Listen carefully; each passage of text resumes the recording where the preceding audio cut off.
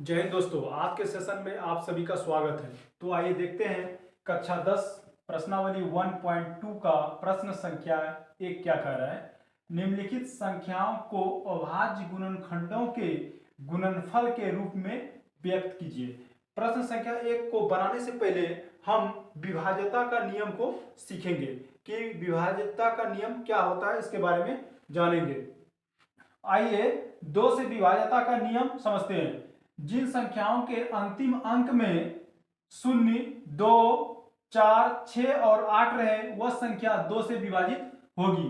150 में लास्ट अंक क्या है? 0। 0 है तो यह संख्या क्या होगी? 2 से विभाजित होगी। तो 2 से इसको भाग देंगे तो कितना बार में जाएगा? 75 से जाएगा। ठीक है। दूसरा 442 में लास्ट अंक क्या है? 2। तो 2 है तो जिन संख्या के लास्ट में 0, 2, 4, 6 और 8 रहे वो 2 से विभाजित होगी। यहाँ पे लास्ट अंक क्या है? 2। ये भी 2 से भाग लगेगा तो कितना बार में आ जाएगा? 2 दूनी 4, 2 दूनी 4, 2 एकम 2, 221 बार में ये कटेगा। ये कितना है? 504। तो 4 है, जिन संख्या के लास्ट में 4 रहे वह संख्या क्या होगा? 2 से विभाजित होगा। ये भी 2 से भाग देते हैं। 2 दूनी 4, हाथ 1, कितना हुआ? 10, 2 पंचे 10, 2 दूनी 4, 252 में एक कट गया। ठीक है। जिस संख्या को लास्ट में 6 रहे वह संख्या 2 से विभाजित होगी। लास्ट में 6 है तो ये भी 2 से विभाजित होगी। 2 तिया 6, 2 तिया 6, 2 तिया 6। जिन संख्याओं के लास्ट में 8 रहे वह संख्या भी 2 से विभाजित होगी। ये भी 2 से विभाजित होगा। 2 चौके 8, 1 19 हुआ, 2 9 18, 1 यहाँ भी 18 हुआ, 2 9 18। ठीक है। 499। तो यहां समझ में आ गया होगा कि जिन संख्या के लास्ट में 0 रहे, 2 रहे, 4 रहे, 6 रहे और 8 रहे तो वह संख्या 2 से विभाजित होगा। कहीं भी आपको दिख जाए 0, 2, 4, 6, 8 तो पक्का 2 से विभाजित हो जाएगा। उसको 2 से ही भाग देना है, 2 से ही उसको गुणनखंड करना है। इसको दिमाग में रखना है। ठीक है। अब 3 से विभाज्यता का नियम को देखते हैं। जिन संख्याओं का योग, योग का मतलब जोड़, 3 से विभाजित हो वह पूरी संख्या भी 3 से विभाजित होगी। जिन संख्याओं का जोड़ 3 से विभाजित होगा वो पूरा संख्या 3 से विभाजित होगा। जैसे एग्जांपल से समझते हैं। 2 और 1, 1 प्लस 2 कितना होगा? 3। 3 से विभाजित है, 3 से विभाजित है ना, एक बार में। तो ये पूरी संख्या भी 3 से विभाजित होगी। जैसे कि यहाँ दूसरा एग्जांपल है। 2 प्लस 5 प्लस 8, टोटल कितना हुआ? 8 5 13, 13 2 15। क्या 15 3 से विभाजित है? हाँ है, 5 बार में। तो यह पूरी संख्या भी 3 से विभाजित होगी। ठीक है। जैसे कि तीसरा एग्जांपल है, इसको देखते हैं। 4 प्लस 8 प्लस 0 प्लस 6। क्या बोल रहा है? जिन संख्याओं का जोड़ 3 से विभाजित होगी वह पूरी संख्या भी 3 से विभाजित होगी। यह संख्या है, इसको हम जोड़ते हैं। 4 प्लस 8 प्लस 0 प्लस 6, सबको जोड़ने पे कितना आता है? 8 4 12, 12 6 18। क्या 18 3 से विभाजित है? हाँ है, 6 बार में। अगर 18 3 से विभाजित है तो ये पूरी संख्या भी 3 से विभाजित होगी। हमें ध्यान देना है। ठीक है।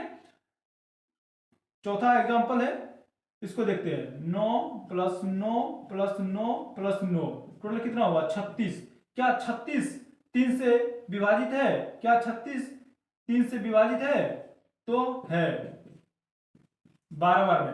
तो पूरी संख्या भी 3 से विभाजित होगी। जिन संख्याओं का जोड़ 3 से विभाजित है वो पूरी संख्या भी 3 से विभाजित होगी। इसको ध्यान देना है। ठीक है। आगे और एक देखते हैं, 5 से विभाज्यता का नियम।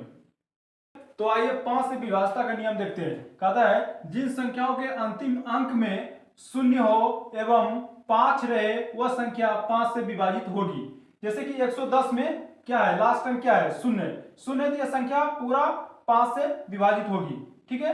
500 में लास्ट में क्या है? 0। तो यह संख्या किससे विभाजित होगी? 5 से विभाजित होगी। चेक भी कर सकते हैं आप। 110 को 5 से भाग दीजिए। 5 दूनी 10, हाथ रहा 1, यहां 0, 5 दूनी 10। ठीक है। कट गया 22 बार में।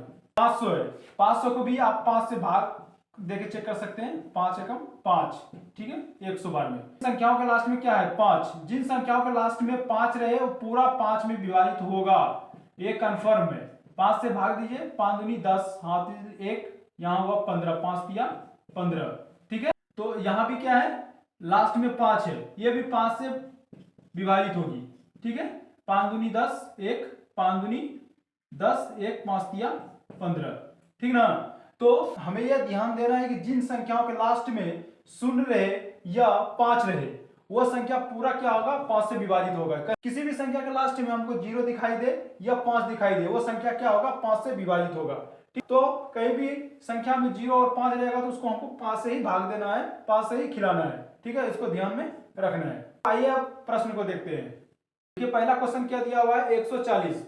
इसको अभाज्य गुणनखंडों के गुणनफल के रूप में व्यक्त करना है। तो सबसे पहले इसका गुणनखंड निकालते हैं।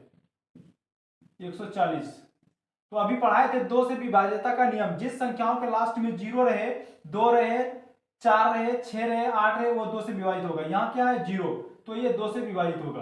तो 2 से विभाजित होगा तो कितना बार में जाएगा, 2 7 14, 0, 70 बार में जाएगा। यहाँ भी 0 है तो ये फिर 2 से जाएगा 35 बार में। 5, अभी 5 से विभाज्यता का नियम बताए थे। जिन संख्याओं के लास्ट में 5 रहे वो पक्का 5 से ही विभाजित होगा। 5 7 35।